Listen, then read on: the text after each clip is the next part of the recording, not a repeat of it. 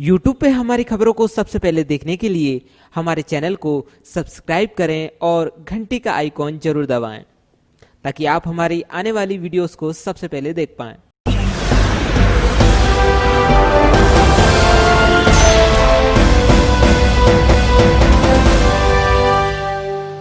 दर्शकों नमस्कार, आप देख रहे हैं सोनाली सिटी चैनल गुना और आज की खबरों के साथ मैं हूं आपके साथ कैलाश कुशवाहा। आज की खबरों पर नजर डालने से पहले एक नजर डालते हैं आज की सभी हेडलाइंस पर।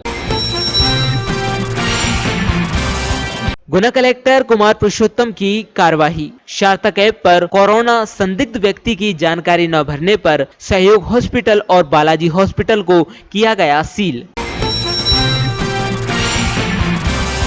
बेकाबू ट्रक गिरा पुल से नीचे, ड्राइवर की हुई मौत, क्लीनर हुआ घायल। गुना जिले के चाचौड़ा क्षेत्र के राष्ट्रीय राजमार्ग 46 का मामला। विगत कई दिनों से बमोरी क्षेत्र में जंगलों में मची हुई है जंगल काट कर लूटने की होड़। कई जाति संघर्ष हो चुके हैं। आज प्रशासन पहुंचा ढीमरपुरा, ग्राम बिसनवाड़ा सहित बमोरी क्षेत्र के कई गांवों में वन विभाग का नहीं है ध्यान और जंगलों की कटाई जारी है। कोरोना जिला अपडेट। आज 71 रिपोर्ट हुई प्राप्त, 71 रिपोर्ट आई नेगेटिव। प्रोटोल पर 3 रिपोर्ट आई पॉजिटिव, 1 महिला और 2 पुरुष आए पॉजिटिव। छोटी मस्जिद गली की निवासी 80 वर्षीय बुजुर्ग महिला आई पॉजिटिव। बारादा कॉलोनी निवासी 65 वर्षीय बुजुर्ग एवं श्रीराम कॉलोनी का 72 वर्षीय बुजुर्ग आया पॉजिटिव। गुना शहर में विकास के लिए बनेगी 10 वर्षीय योजना। कलेक्टर द्वारा विजन डॉक्यूमेंट अंतर्गत समिति गठित। समिति प्रारंभिक प्रस्तुतिकरण करेगी 10 दिवस के भीतर।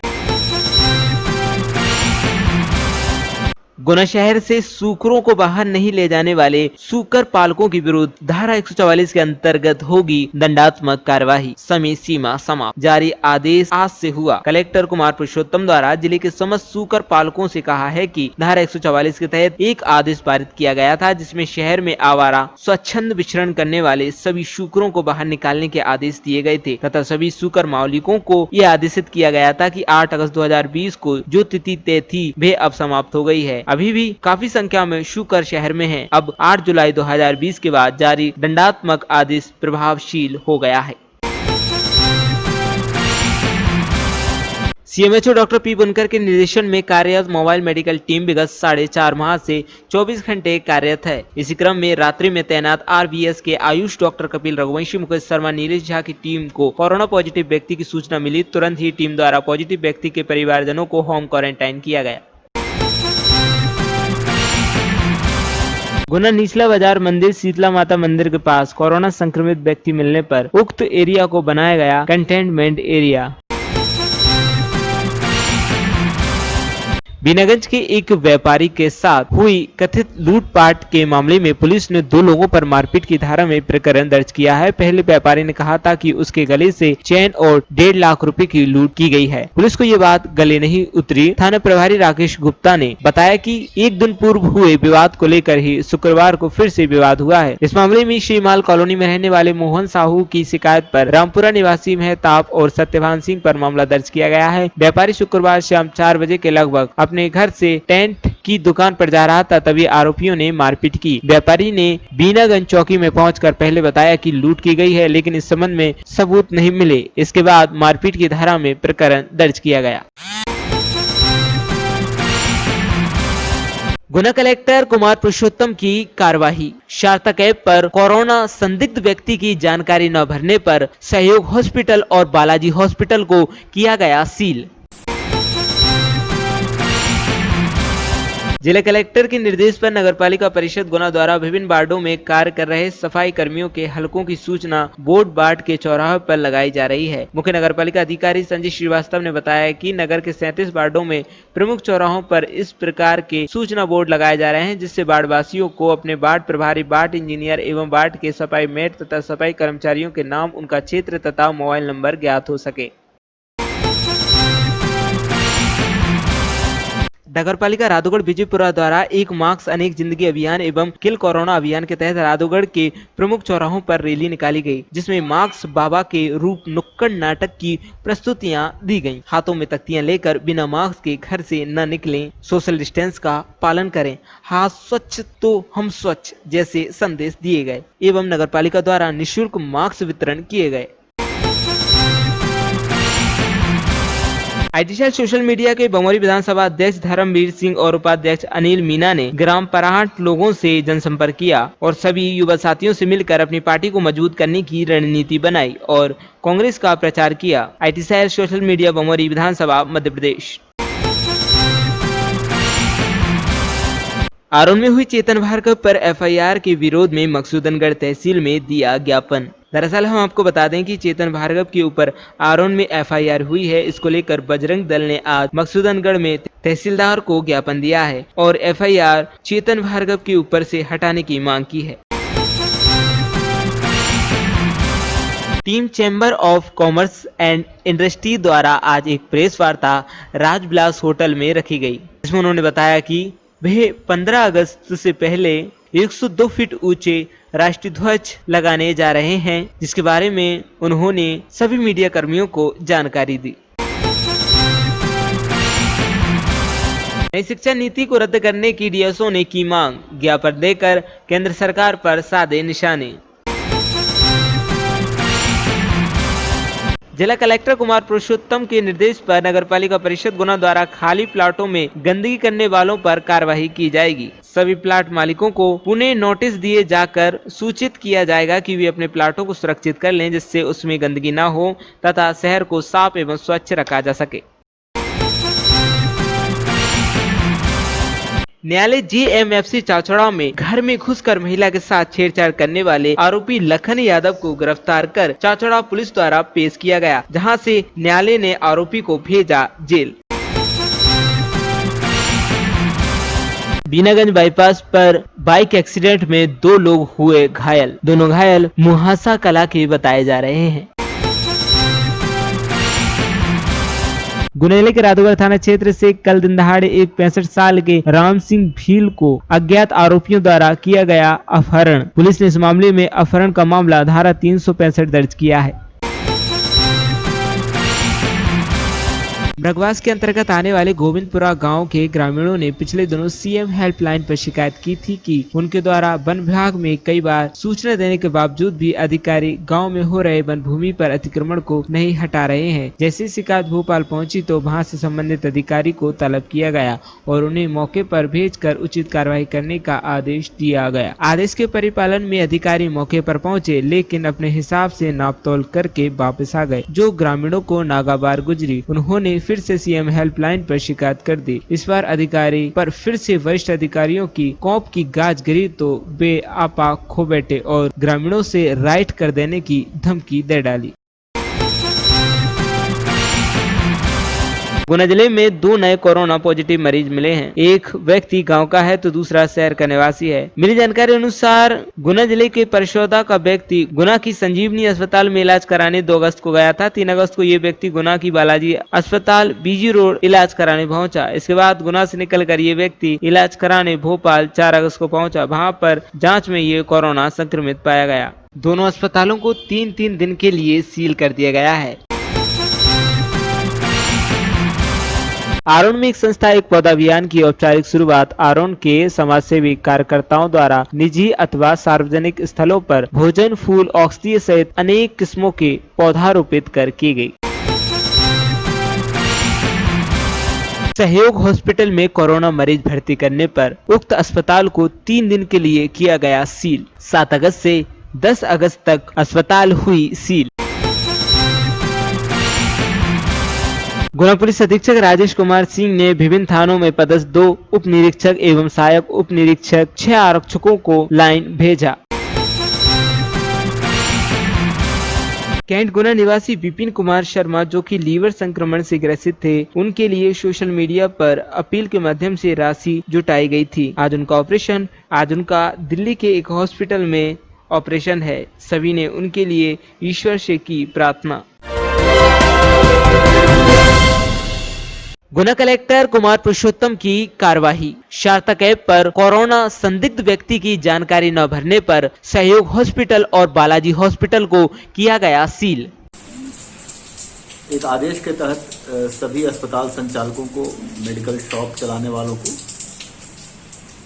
सार्थक लाइट ऐप डाउनलोड करने के निर्देश दिए गए थे और इसके बहुत ही अच्छे परिणाम आए। हम इस स्थिति में आ गए कि हम सार्थक लाइट ऐप के जरिए हम पेशेंट को जल्दी हम ट्रैक कर रहे हैं और उनका इलाज कर रहे हैं।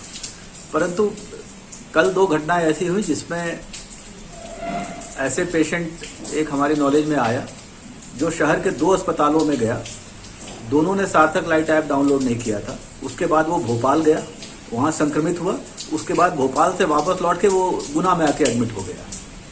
इस प्रक्रिया में बहुत ही संभावित खतरे हैं। कितने लोगों से संपर्क में आया होगा ये हमें मालूम नहीं है, हम उसकी कोशिश कर रहे हैं, ट्रैक कर रहे हैं। लेकिन इससे स्पष्ट है कि दोनों अस्पताल संचालकों ने आदेश का पालन नहीं किया, उनके खिलाफ कार्रवाई की जा रही है। आज अस्पताल बंद करा दिया गया है और भी दंडात्मक कार्रवाई की जाएगी। और एक बार मैं चाहता हूं कि सारे अस्पताल ओनर, अस्पताल संचालक इस तथ्य को समझें, इसलिए मैं उनसे कल रविवार को रूबरू उनसे बात करना चाहूँगा और हमने इसके लिए एक बैठक बुलाई है जिसमें हम उन्हें ये अवगत कराएंगे कि लापरवाही के क्या नतीजे हो सकते हैं, जन सुरक्षा का खतरा है, और हम उनसे अनुरोध भी करेंगे कि इसको समझें और ये कानूनी प्रक्रिया है, इसका उल्लंघन पर सख्त कार्रवाई की जाएगी। कल 1 बजे रविवार को सारे अस्पताल संचालकों की बैठक कलेक्ट्रेट में होगी। गुना शहर में विकास के लिए बनेगी 10 वर्षीय योजना। कलेक्टर द्वारा विजन डॉक्यूमेंट अंतर्गत समिति गठित। समिति प्रारंभिक प्रस्तुतिकरण करेगी 10 दिवस के भीतर। मेरे मन में इच्छा है कि गुना का एक विजन डॉक्यूमेंट बनाए जिसमें शहर में बहुत नामी जनप्रतिनिधि हैं, राज्यसभा सांसद आदरणीय ज्योतिरादित्य सिंधिया जी हैं, माननीय मंत्री हैं, कई विधायकगण हैं, सांसद हैं। तो मैं एक विजन डॉक्यूमेंट पे काम करने का लक्ष्य है और सबके सामने, इवन शहर के जो बुद्धिजीवी हैं उन सबको साथ लेके मैं एक प्रेजेंटेशन करूँगा कि गुना का, हमारा 10 वर्ष बाद का गुना कैसा होना चाहिए, और उसमें सुझाव लेंगे, लोगों की राय लेंगे। निश्चित तौर पे जो लोग यहाँ रहते हैं, जो स्टेक होल्डर हैं, वो सबसे महत्वपूर्ण राय रखते हैं। इन चीज़ों पे काम करते हुए हम एक विजन डॉक्यूमेंट बनाएंगे कि क्या क्या शहर में 10 वर्षों में होना चाहिए, और एक बार जब डॉक्यूमेंट फाइनल हो जाएगा फिर हम उसके पार्ट पे काम करना शुरू करेंगे। तो एक ऐसा दस्तावेज होगा जो प्रशासनिक अधिकारी बदलते रहें, उनके पास एक दस्तावेज होगा जिसके हिसाब से वो काम करके एक 10 वर्षों का एक लक्ष्य रखेंगे। ये मेरा एम है।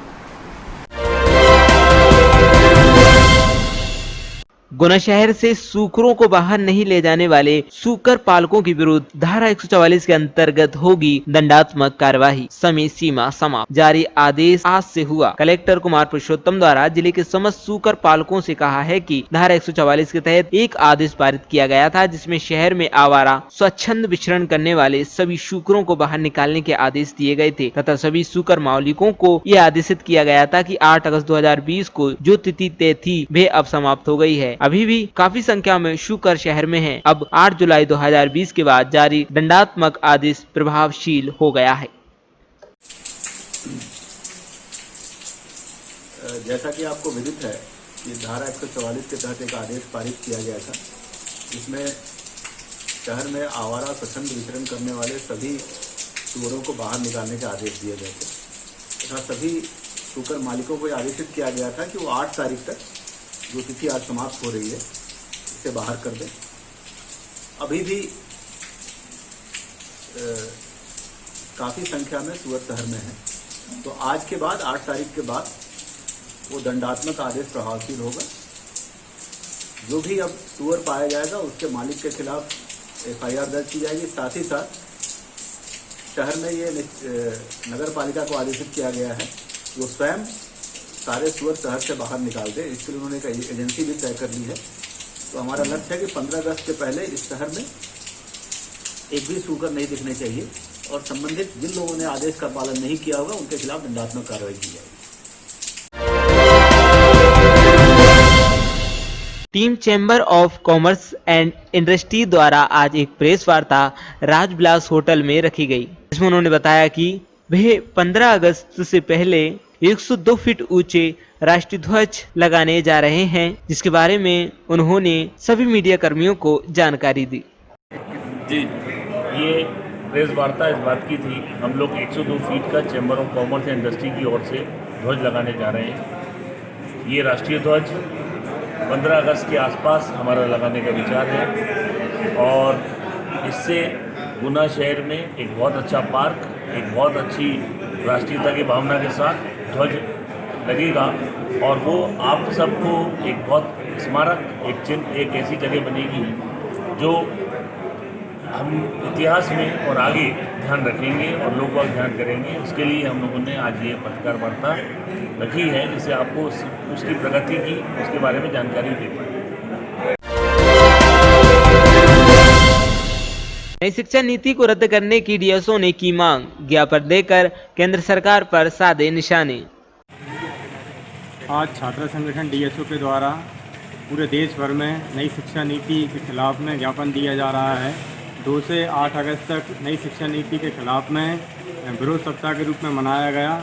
छात्र संगठन डीएसओ इसमें मांग कर रहा है नई शिक्षा नीति जो अलोकतांत्रिक ढंग से पूरे देश पर थोपी गई है, इसको वापस लिया जाए, क्योंकि नई शिक्षा नीति जिस दिन लाई गई उस दिन महान मानवतावादी ईश्वरचंद्र विद्यासागर का स्मृति दिवस था, जिन्होंने पूरे देश भर में धर्मनिरपेक्ष और वैज्ञानिक शिक्षा की मांग उठाई थी। उस दिवस के दिन नई शिक्षा नीति को लाया गया है, जो पूरे देश भर में नई शिक्षा नीति के द्वारा निजीकरण, व्यापारीकरण, केंद्रीयकरण, सांप्रदायिकरण और व्यवसायीकरण की बाढ़ ला देगा। इसलिए नई शिक्षा नीति को वापस लेना चाहिए। और आज छात्र संगठन डीएसओ की तरफ से हम लोग आज यहाँ कलेक्टर को ज्ञापन देने आए हैं प्रधानमंत्री के नाम पर। मेरा नाम नारायण सिंह चंदेल है, जिला सचिव डीएसओ। बीनागंज के एक व्यापारी के साथ हुई कथित लूटपाट के मामले में पुलिस ने 2 लोगों पर मारपीट की धारा में प्रकरण दर्ज किया है। पहले व्यापारी ने कहा था कि उसके गले से चेन और 1.5 लाख रुपए की लूट की गई है। पुलिस को ये बात गले नहीं उतरी। थाना प्रभारी राकेश गुप्ता ने बताया कि 1 दिन पूर्व हुए विवाद को लेकर ही शुक्रवार को फिर से विवाद हुआ है। इस मामले में श्रीमाल कॉलोनी में रहने वाले मोहन साहू की शिकायत पर रामपुरा निवासी मेहताब और सत्यभान सिंह पर मामला दर्ज किया गया है। व्यापारी शुक्रवार शाम 4 बजे के लगभग अपने घर से टेंट की दुकान पर जा रहा था, तभी आरोपियों ने मारपीट की। व्यापारी ने बीनागंज चौकी में पहुंचकर पहले बताया कि लूट की गई है, लेकिन इस संबंध में सबूत नहीं मिले। इसके बाद मारपीट की धारा में प्रकरण दर्ज किया गया। कल कस्बा बीनागंज में मोहन प्रसाद साहू के साथ जो मारपीट की घटना हुई थी, उसमें 1 दिन पहले उनकी दुकान के बाहर एक सत्यभान मीना नाम का व्यक्ति मोटरसाइकिल से आया था। उसकी मोटरसाइकिल खड़ी थी, उसने गलती से दूसरी एक जैसी मोटरसाइकिल में चाबी लगा के गाड़ी स्टार्ट कर ली थी। इसी बात पर उसको चोर समझकर मारपीट की गई थी। इसी के कारण कल उन्होंने ये 2 लोगों ने, सत्यभान और एक उसका साथी, आए और बीनागंज में मोहन प्रसाद साहू के साथ रास्ता चलते मारपीट की गई और उनके द्वारा धमकी दी गई। मोहन प्रसाद साहू द्वारा चौकी बीनागंज में आकर रिपोर्ट की थी, तो उन्होंने पहले लूटपाट करने की रिपोर्ट बढ़ा चढ़ाकर की थी, जिसका जांच करने पर गलत पाई गई और मात्र उनके साथ मारपीट की गई थी। और उसकी मारपीट का प्रकरण पंजीबद्ध करके विवेचना की जा रही है।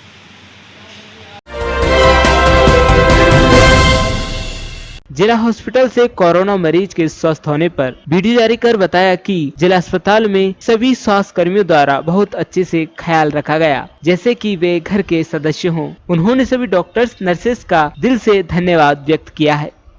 Hi friends, at last, fortunately it's time to say goodbye to this district hospital of Pune, where I was admitted for last 10 or 11 days. Right, last evening I came to know that my resampling COVID report came negative and finally I am getting discharged from here from today.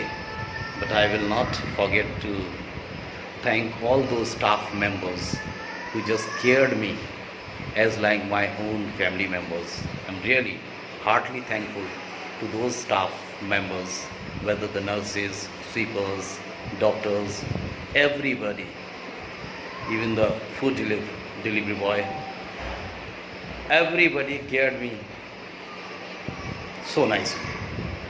And I'm thankful to God that right since the first day I admitted here, I was not feeling any trouble. I was 100% all right, but was following the government protocol. And today I'm getting my report negative officially, and I'm getting discharged. But even being a government hospital, I really felt here being at home. And the facilities which I got, they were really so pleasable to me. And this is the room I just want to show you, where I passed my 10 or 11 days admitted here, toilet area. And this is the hospital premises area where I have not came out for last 10 or 11 days, but it's okay. So thank you all my friends for best wishes for me. But thank God I realized the experience of Corona. That's fortunate or unfortunate, but I would say that Corona did not affect me even a bit. I have just come out from this danger at last. Thank you all. I love you all.